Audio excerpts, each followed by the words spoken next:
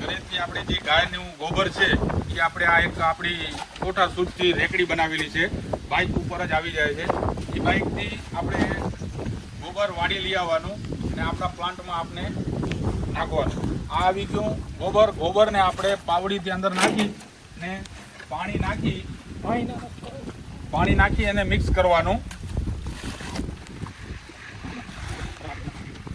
Mix કરી અને હાથેથી એકદમ ચોળી એકદમ રબડી તૈયાર થઈ જાય.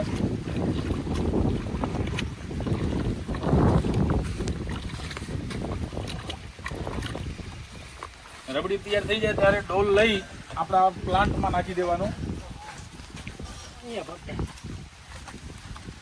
આ બાયોગેસ પ્લાન્ટનું અંદર નાખવાનું છે, એનામાં આપણે આ ડોલથી નાખી દઈશું.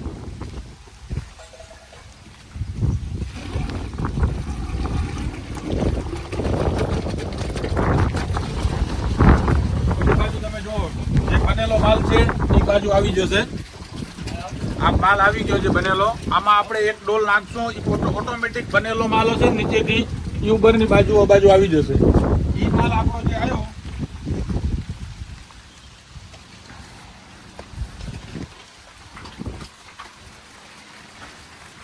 આ માલ છે આપણો બાયોગેસમાંથી બનેલો માલ છે.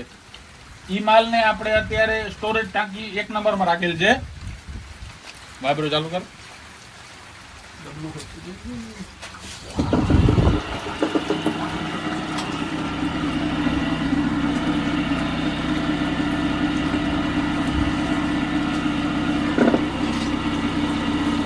આ માલને આપણે 180 mm ની જાડીથી ગાળી છે, તમે જોઈ શકો છો.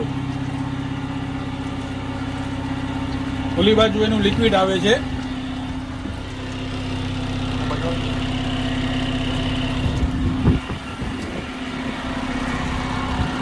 આને ઉપર ગાળી આ એનું જે લિક્વિડ તૈયાર થયું એ લિક્વિડ આવે છે નીચે.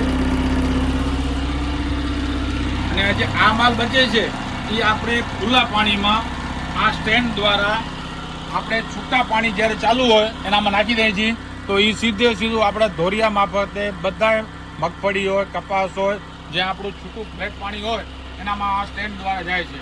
તો એ તમે જોઈ શકો છો એની પ્રક્રિયા છે. આવી રીતના ડબલાથી નાખી દેવાનું, લિક્વિડ આપણું ઓલી બાજુ આવી જાય અને આ જે છૂટું જોઈ એને આ સ્ટેન્ડ દ્વારા આનામાં નાખી દઈ એટલે સીધું દોરિયા માફક હાલી જાય છે. હવે જે વાત છે આપણી આ લિક્વિડની, આ લિક્વિડ એટલું તાકાતવર છે કે તમે જોઈ શકો છો, તમને ક્યાંય અટકે નહીં એટલું બધું સ્ટ્રોંગ લિક્વિડ છે.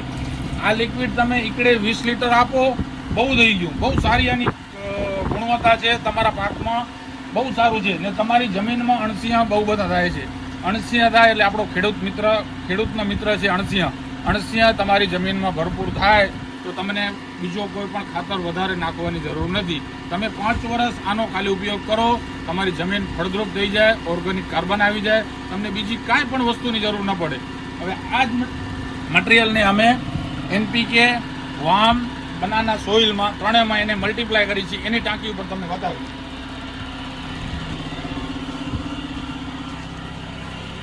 ટાંકી નંબર 1 છે વામ, બીજો નંબર ટાંકીનો છે બનાના સોઇલ ને આ છે NPK. એ ત્રણેયમાં અમે એનું દ્રાવણ આવે છે 1 લીટર નાખવાનું આવે. આનું 1 પેકેટ આવે 250 ગ્રામ નાખવાનું વામ. ત્રણેય ટાંકીમાં ઉપર મોટર લાગેલી છે, ઘડિયાળના કાંટાવાળી ગોળ એને ફરાવે છે, જેથી કરીને આ ટાઈમર લાગેલા છે. ટાઈમર એને 2 કલાક રહીને અડધી કલાક ફરાવે, વલાવીને માલ 3 દિવસે તૈયાર થાય. એ માલ અમે પાછો 120 mm ની જાળી વાઇબ્રોમાં લગાવી, આ જાળીમાં આપણું વાળ જેવો કચરો પણ અટકી રહે છે, એ પાછી જાળી લગાડી આ ત્રણેય ટાંકીને આનામાં વાઇબ્રોમાં પાછી એને ગાળવાની. ગાળીને આ આપણું છે સ્ટોરેજ ટાંકી. એ સ્ટોરેજ ટાંકીમાં તમે એને ભેગું કરીને આપો તો એ માસ્ટર ડોઝ કહેવાય.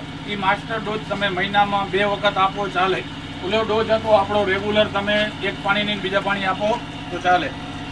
પ્લસ એનામાંથી આપણે ગેસ મળે છે.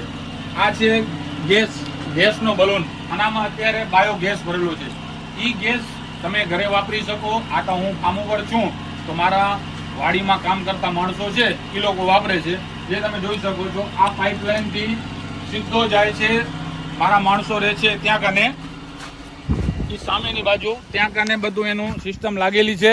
ત્યાં એ લોકો ગેસ વાપરે છે.